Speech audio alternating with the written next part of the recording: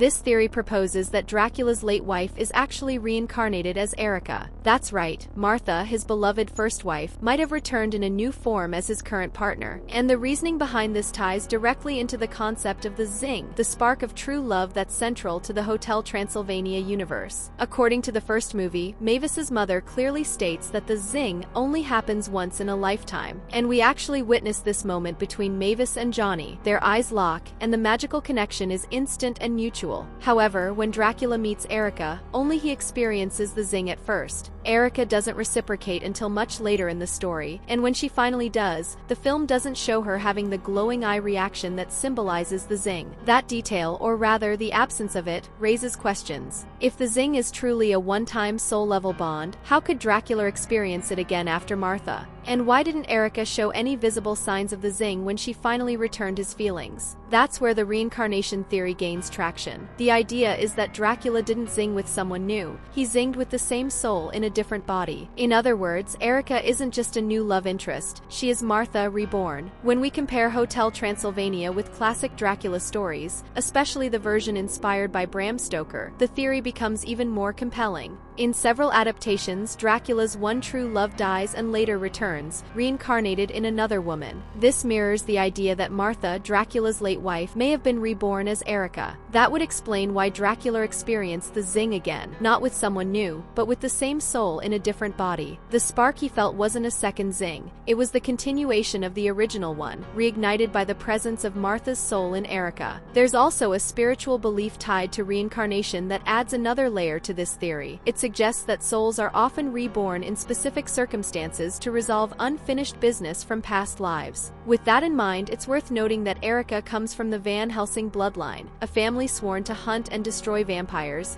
and Dracula in particular. So what if Martha's soul returned in the body of a Van Helsing descendant as a way to heal an ancient conflict? Her reincarnation into Erica could have been the universe's way of creating a bridge between two rival lineages, all through a fated supernatural love. Another compelling interpretation of the Zing is that it might not be a once-in-a-lifetime event tied strictly to one person, but rather a rare emotional awakening that can happen at different stages of life. In this view, Dracula's Zing with Erica doesn't cancel out his love for Martha. It simply marks the end of one emotional chapter and the beginning of another. It's not about forgetting Martha or loving her any less. Instead, it's about acknowledging that after her passing, Dracula was given the chance to move forward and open his heart again. This idea aligns with the well-known phrase often said at weddings, "Till death do us part." Martha's death could have marked the natural end of that vow, making it possible, even necessary, for Dracula to eventually connect with someone new. From that perspective, his Zing with Erica wasn't a mistake or a contradiction, but a reflection of emotional healing and the possibility of loving again, even after great loss. There's also a fascinating and somewhat heartbreaking theory about the Zing that could easily cross into the realm of canon. It suggests that Mavis may eventually witness the deaths of both Johnny and their son Dennis. So far, across all the Hotel Transylvania films, there's no evidence or even a hint that turning a human into a vampire through a bite is possible, unless there's a subtle moment we all missed. Johnny, despite being part of the monster world, has never been shown or implied to become a vampire. In the most recent movie, he's transformed into a monster, but not a vampire, and the change is temporary. This implies a harsh truth. Mavis, being a vampire, will likely live for centuries. She'll see Dennis grow up and Johnny grow old. Even if Dennis has an extended lifespan due to his half-vampire heritage, he's still part human, meaning Mavis will eventually outlive both of them. In that sense, her Zing with Johnny might not be eternal after all. She could one day face the same pain Dracula once did, losing the person she zinged with. The same fate might await Dracula again with Erica, unless a future installment in the franchise chooses to explore this emotional thread in more depth. While the emotional intensity between Dracula and Erica is undeniable, there's no actual evidence in the Hotel Transylvania films to support the idea that Erica is the reincarnation of Martha. The franchise has never introduced reincarnation as part of its supernatural lore. The concept of the Zing is presented as a magical phenomenon unique to that world, not something tied to past lives or spiritual rebirth. More importantly, the Zing is never described as being linked to a specific soul. It's not about reconnecting with someone from the past, it's about two souls experiencing a once-in-a-lifetime bond in the present. Dracula's Zing with Erica doesn't cancel out his love for Martha. Instead, it shows he's capable capable of feeling that rare connection again after moving through grief. And here's a crucial detail. Dracula and Martha never actually had a zing. In the first film, it's mentioned that Dracula never zinged with her. The zing is introduced through Mavis and Johnny, suggesting that Dracula may not have experienced a true zing until Erica. That alone makes the reincarnation theory unnecessary. His zing with Erica stands on its own. The theory that Mavis will eventually lose Johnny and Dennis due to her vampiric longevity makes sense in a darker, more realistic setting, but not in the Hotel Transylvania universe.